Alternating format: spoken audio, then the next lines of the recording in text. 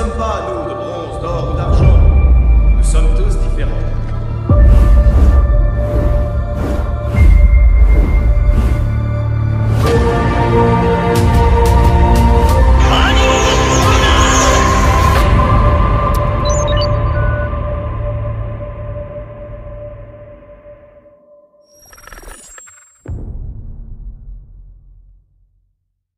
Et coucou à tous, c'est Iolos Devi, j'espère que vous allez bien, que vous portez bien. Et là, c'est l'été, ça y est, on est dans l'été, dans les températures de fou. Quand est postée cette vidéo?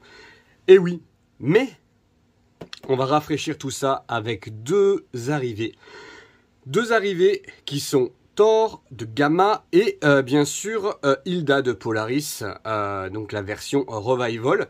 Et ici, on a la version EX. Alors, je possède les deux versions classiques, et ça va nous permettre de pouvoir tout simplement regarder comment étaient les versions classiques et comment sont ces deux versions. C'est ce qu'on appelle sur la chaîne, j'en avais déjà fait une avec une double review comme ça s'appelle la review double impact, hommage à JCVD. Et oui, donc on va voir un peu ce que ça vaut. Alors, j'ai essayé de regarder 0 vidéo, voilà, j'ai juste vu quelques petites vidéos sur Hilda, notamment de notre ami Juan. Si vous regardez cette vidéo, je vous conseille vivement d'aller voir aussi ses reviews qui sont fort sympathiques. Donc voilà, et Thor, je l'attendais tout particulièrement. Et c'est grâce à Juan que j'ai pu me procurer cette magnifique Thor de Gamma. On va bien sûr regarder chaque boîte les unes après les autres.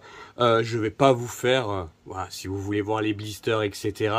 Je vous montrerai bien sûr l'intérieur des blisters en photo, mais derrière l'important c'est de voir effectivement la différence entre la classique et la EX, la classique que je ne garderai pas, hein, voilà, que je vais mettre en vente, ainsi que la version Hilda, puisque je pars du principe que maintenant ça y est, c'est terminé. Je ne garde plus de doublons. C'est pas le but effectivement d'entasser dans des boîtes. Je préfère que ça profite à un collectionneur. Allez, c'est parti. On va regarder. Tout d'abord, on va jeter un petit coup d'œil sur les classiques, d'accord? Et puis on peut en parler, voir ce que moi j'en pensais à l'époque. Et après, bien sûr, on va faire la comparaison avec les nouvelles. Allez, c'est parti les amis. Mais et voilà les amis, les versions classiques. Version classique de Hilda et la version classique de Thor. Alors la version de Thor est magnifique. Moi, la classique, je la trouve vraiment très très belle. On fera le comparatif bien sûr hein, avec la version EX tout à l'heure. Mais le visage, franchement honnêtement, pour une classique, c'est l'une des plus jolies. Moi, j'adore la couleur de cette mid-close. Et après, on va pas y passer longtemps, mais regardez-moi ça. Ouais, elle avait le mérite d'exister cette Hilda, mais regardez ce visage bouffi. Franchement, honnêtement, elle est pas jolie. On voit déjà avec la statue derrière, hein, on voit la différence. Bien sûr, on va pas comparer une statue à une mid-close classique, mais franchement, je suis content de la remplacer. Et pour être tout à fait honnête avec vous, je ne vais pas la garder dans la version prêtresse pour mon exposition, tout simplement parce que j'en ai marre de la voir comme ça, vraiment. Je vais plutôt la mettre en version avec l'épée et le casque détruit. C'est plus mon style en ce moment que la version prêtresse d'Asgard possédée. Voilà. Donc là, je vous ai fait, vous ne regardez pas le posing, hein, c'est un posing à l'arrache. C'était juste pour vous montrer un peu, effectivement, les deux classiques et justement ce qu'on va remplacer dans la vitrine. Et voilà les amis, on est du coup sur la boîte de Thor. C'est vraiment celui que j'attendais le plus. Donc on va regarder un peu. La boîte est toujours aussi belle. Alors vous voyez que j'ai eu un petit coup, moi malheureusement, dans l'envoi. C'est malheureusement récurrent de voir les boîtes un peu abîmées. Alors moi ça ne me pose pas de soucis, mais on se dit toujours qu'en cas de revente, du coup ça perd un peu de la valeur. Mais il faut quand même pas exagérer, la boîte reste en état à peu près correct, parce que je vois que là aussi elle est un peu abîmée. Alors Ici, on a un posing avec les deux haches. Alors, je suis pas bien placé pour parler de posing parce que je suis pas le meilleur de la communauté. Mais je l'aime pas trop ce posing. J'aime pas trop, voilà. C'est déjà un peu plus intéressant là puisque voilà. Alors franchement, honnêtement, alors on le voit, on le voit encore mieux ici. Mais ça c'est dégueulasse. Et je parle pas de l'entrejambe, je parle bien de l'entrejambe qui est très visible et très disgracieux. C'est pour ça que j'ai fait appel à mon ami Ellie de Créature qui m'a envoyé tout simplement un lycra, parce que là c'est du lycra obligatoire. Mais alors par contre je suis très surpris pour le posing. On voit les articulations là, c'est vraiment pas joli. Elle est pas vendeuse cette photo, hein. Vraiment elle est pas vendeuse. Les produits posing vont pas être bien, hein. Ils vont faire une syncope. Et ouais, même moi qui suis pas très tatillon des fois, là franchement honnêtement c'est flagrant. Le lycra va pouvoir gommer tout ça, donc ça c'est cool. Allez. Alors ensuite, du coup, on a derrière, donc les différents visages. Alors on va essayer de se rapprocher un tout petit peu. On a les différents visages. On a ici effectivement apparemment des stands pour les haches. Ici un petit posing d'attaque. Ici la forme objet que on retrouve ici. La forme objet, qui est fort jolie d'ailleurs. Moi j'aime beaucoup cette forme objet là, elle est plutôt sympa. Et sur le dessus, comme d'habitude, on a effectivement la grande ours avec l'étoile qui scintille, c'est l'étoile donc de Thor, hein, l'étoile Gamma Predator. C'est le Predator en fait. Spectator. Ouais, alors je sais, moi je l'appelle Thor, hein, voilà. mais c'est vrai que du coup, c'est toujours sympa d'avoir cette illustration là avec la statue d'Odin. Allez, on va jeter un coup d'œil tout de suite sur le blister qui est à l'intérieur. On va regarder un peu ce qu'il y a, mais bien sûr, hein, le montage, comme d'habitude, je le fais hors champ. Allez, on y va. Pour le blister de Thor, donc on a Thor effectivement plié en deux, hein, parce qu'il est tellement grand qu'automatiquement on ne peut pas le mettre en entier. On a le casque, on a les épaulettes, on a les éléments d'armure, on a les pieds. Et déjà on peut voir que le visage est super beau. Donc ça c'est quand même... Waouh, voilà, moi quand on veut des mythos qui ressemblent aux personnages des dessins animés, là on y est. Ensuite, on continue. On continue avec les haches, le plastron, l'abdomen, les jambes. C'est vrai que les pièces d'armure sont phénoménales, elles sont immenses. Les genouillères, on dirait la taille, les genouillères font la taille de mes saphirs d'Odin là-haut. C'est assez impressionnant. Ensuite, on a les éléments du totem, que je ne ferai pas, hein. Voilà. J'essaierai d'avoir une version pirate éventuellement, de façon à pouvoir faire le totem de Thor. Ici, on a la base du totem et les visages qui sont fort jolis. Le sourire narquois là est très beau. J'aime beaucoup. Ouais, mais bon, ça le fait. Le problème, c'est que Thor est un personnage pour moi qui automatiquement, on n'a pas pitié pour lui, mais c'est une brute, mais une brute au grand cœur. Donc ce visage-là, du coup, est beau, mais je me vois pas le mettre avec. Hein. Je le vois pas mettre avec ce visage-là, en exposition en tout cas. Et les mains, qui sont des sacrées paluches. Hein. Ça fait un demi-doigt, pour moi. C'est assez impressionnant. Et bien sûr, on a ici les effets qui sont fort sympathiques. Moi qui aime faire des mises en scène dynamiques, je pense que je vais pouvoir faire quelque chose de sympa avec. Et bien sûr, on a la notice, que je pense qu'on n'aura pas besoin, hein, pour le montage. puisque je ne montrerai pas le totem. Allez, on y va. Mise du personnage, montage du personnage. On va le monter tranquillement et puis je vais vous montrer le résultat. Et voilà la beauté de Thor. Alors, vous voyez, je voulais vous montrer que le fait d'avoir mis le lycra et d'écarter un peu les jambes, effectivement, écarter un peu les jupes du ceinturon, voilà. Mais regardez-moi cette beauté qu'est Thor. Waouh, il est vraiment magnifique, il est imposant, il est vraiment lourd. Bon, là, je suis sur un petit diorama de la chirure de phoque que j'ai utilisé pour vous présenter. Alors, c'est pas très droit, donc désolé, les pieds, j'ai essayé de les mettre le plus à plat possible pour pas que ça tombe. Mais on est quand même sur quelque chose de plutôt pas mal. On va rajouter le casque.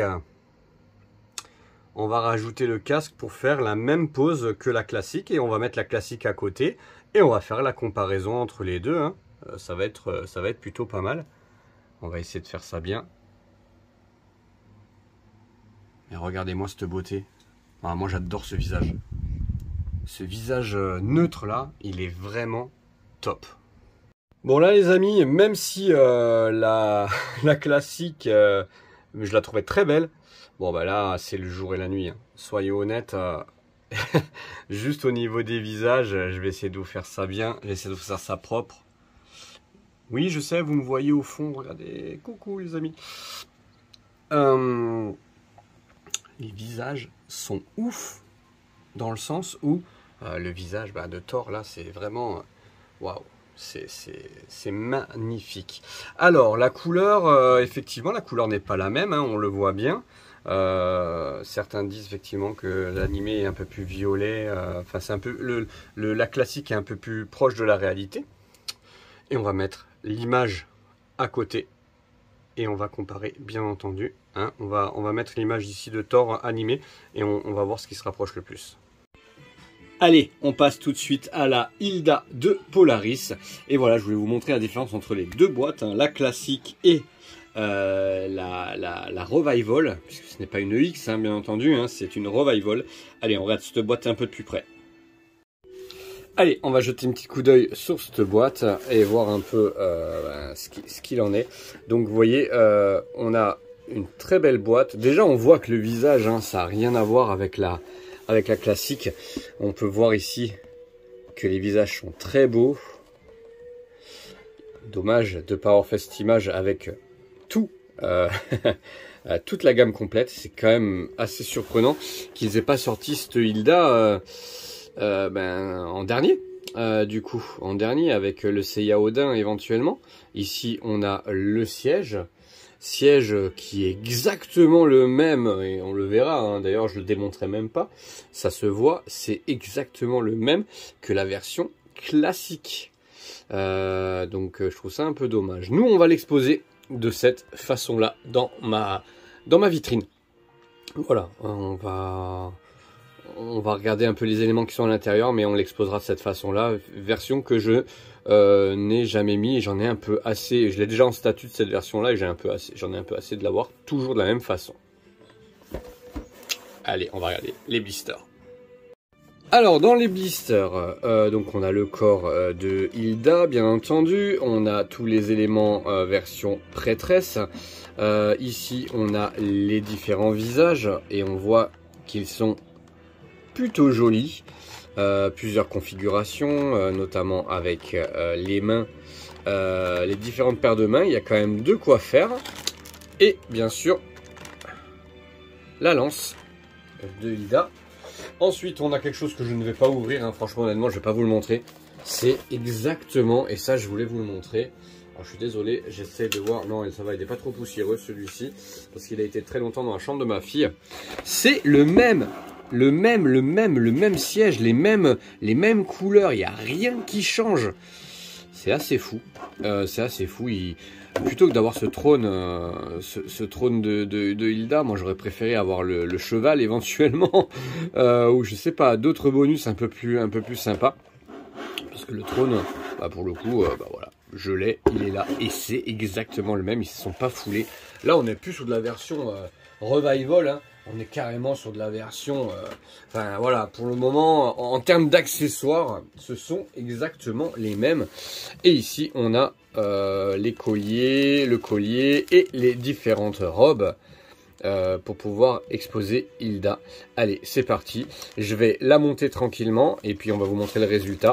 Il n'y aura qu'un seul résultat hein, dans cette vidéo-là. Le but étant que la vidéo ne dure pas 40 ans. Il y a des collègues qui ont fait la review totale et qui se sont gavés dessus. Moi, je vais vraiment vous la montrer de façon à ce que à vous montrer comment moi je la mets dans ma collection. Voilà. Alors, si la question c'est est-ce qu'il faut investir dans cette nouvelle Hilda de Polaris, bon ben voilà, je vous réponds pas, je vous laisse faire, je vous laisse faire la réponse tout seul. Bah effectivement, hein, là c'est le jour et la nuit. Alors je vous les ai pas mis effectivement en configuration prêtresse toutes les deux, puisque enfin en configuration je veux dire posséder toutes les deux, parce que voilà, c'était pas le but. Le but c'était de vous montrer comment moi j'allais la mettre dans ma collection. C'est une review oui et non, hein, puisque vous avez vu, hein, je vous ai pas montré toutes les configs, mais c'était surtout pour vous montrer comment moi j'allais les positionner. Alors, si on se rapproche un tout petit peu, c'est ce qu'on va faire, sans que ça tombe. Ben voilà, on le voit, hein, au niveau des visages, c'est assez flagrant. Et vous l'avez vu dans la boîte, hein, les visages, bah, ça n'a rien à voir, hein, c'est vraiment... très jolie cette nouvelle version Revival, et puis on va la mettre tout de suite dans la vitrine et puis on va parler des points forts, des points faibles des deux figurines. Et voilà les amis, on est du coup dans la vitrine et on a cette magnifique Hilda version libérée, on va dire, libérée, délivrée, ça y est, elle y est. On va essayer de faire un tout petit zoom pour que ce soit un peu plus joli, avec notre ami Thor à côté. Voilà la vitrine, hein, voilà l'ensemble, ce que ça donne dans la vitrine avec le diorama de Yodin. J'ai vraiment hâte que le nouveau mime sorte. Il va falloir que je demande à mon ami Créature qui me fasse un lycra pour ce mime, parce que il va falloir quand même que je mette un lycra, parce que le corps a vraiment jauni. Il va falloir que je le modifie. Alors, est-ce que il faut les acheter? La réponse est oui. Il faut les acheter, notamment Thor, qui est vraiment, vous avez vu par rapport à la classique, la classique reste une très jolie figurine. Bien sûr, il y a un souci de coloris qui n'est pas pareil, on est bien d'accord. Mais ce Thor est magnifique et vous voyez la différence. Il atteint presque la taille de Hilda, alors que Hilda est sur un rocher. Donc franchement, voilà, les proportions sont top. Et pour Hilda, oui, bien sûr, vu le prix aujourd'hui qu'elle coûte, elle est au même prix que la classique, hein, quasiment, puisque la classique a un peu pris un petit coup, notamment avec la sortie de la Revival. Tout le monde commence à la recevoir, c'est aussi pour ça que je sors la vidéo maintenant, par manque de temps, certes, mais surtout parce que j'avais le room tour à faire, c'est ce qui m'a pris le plus de temps, mais aussi parce que derrière, il faut être honnête, et la sortir en même temps que vous les recevez tous en version Europe, c'est cool aussi. Vous savez que moi je les ai reçus depuis un petit moment, mais comme je voulais absolument faire les deux et que j'ai beaucoup attendu Thor, je remercierai toujours mon ami Juan qui m'a permis de l'acquérir. Parce que j'ai du mal pour Asgard à attendre la sortie, tout simplement la sortie européenne. On va regarder tout de suite, on va mettre deux notes à ces figurines. Alors oui, récemment on m'a dit que les notes, les gens s'en fichaient un peu. Moi je leur mets une note parce que ça me fait plaisir de les mettre. Mais après attention, ce n'est que mon avis perso, bien entendu. Hein. Ne vous méprenez pas. Je vous dirai toujours, je vous donnerai toujours un conseil d'achat. Et là je vous conseille de les acheter, ça c'est sûr. Et la Thor, voilà, pour tous ceux qui font la collection d'Asgard, c'est important de les avoir. On va mettre une petite note à Thor et à Hilda. Et puis on va conclure la vidéo gentiment, puisque c'est la dernière vidéo officielle Senseiya de la saison 2. Après c'est terminé, il y aura la FAQ et une petite vidéo surprise au courant août que je suis en train de vous concocter, qui n'a rien à voir avec Senseiya ni Dragon Ball. Voilà, allez, on passe aux notes. Et voilà pour les notes, allez, pas de suspense, 9 sur 10 pour Thor et 8 sur 10 pour Hilda. Alors, j'ai eu une discussion notamment avec quelques amis concernant les notes. Ce sont des notes qui sont totalement subjectives, hein, bien sûr, ce sont mes notes à moi. Je note pas réellement la conception, j'ai pas mal de choses à mettre en œuvre pour ces notes, pour pas qu'elles soient trop scolaires. C'est tout simplement, ces notes reflètent mon rapport entre attente et conception de la figurine. Effectivement, j'ai mis une mauvaise note à Surt, de 6,5, tout simplement parce qu'elle était vraiment elle avait beaucoup de problèmes techniques. Mais pour Hilda notamment, là où je lui mets pas une note de 9 sur 10, c'est que ils sont quand même au niveau bonus, c'est vraiment pas voilà, avoir encore un trône alors que beaucoup ont déjà la classique. Alors pour ceux qui n'ont pas la classique, c'est génial. Vous avez un trône, ça c'est génial. Mais effectivement, pour avoir parlé avec mon ami Yodin il y a encore pas si longtemps que ça, une petite Freya en bonus, ça aurait été quand même super sympa. Voilà le 8. Je ne sanctionne pas la qualité de la figurine, qui est très belle. Les visages sont très beaux. Au niveau du montage, j'ai pris vraiment du plaisir à la mettre comme ça dans ma vitrine. Donc ça, c'est top. Et pour Thor, pourquoi pas 10 ? Parce que tout simplement, elle aurait pu être encore plus accurate au niveau des couleurs, on va dire. Voilà, c'est ce qui pose un peu souci. Mais franchement, quand on l'a entre les mains, on se dit que ce Thor est vraiment une très belle réussite. Franchement, cette gamme Asgard, elle est vraiment classe. Il n'y a pas... j'ai pas de figurine d'Asgard, de Guerrier Divin, que je trouve pas réussi ou complètement raté. Alors oui, peut-être qu'il y a eu effectivement quelques petits éléments sur certaines figurines qui n'étaient pas top, mais franchement, je trouve ça vraiment réussi de la part de Bandai. Et ce Thor est vraiment très beau. Je n'ai pas de défaut majeur, voilà.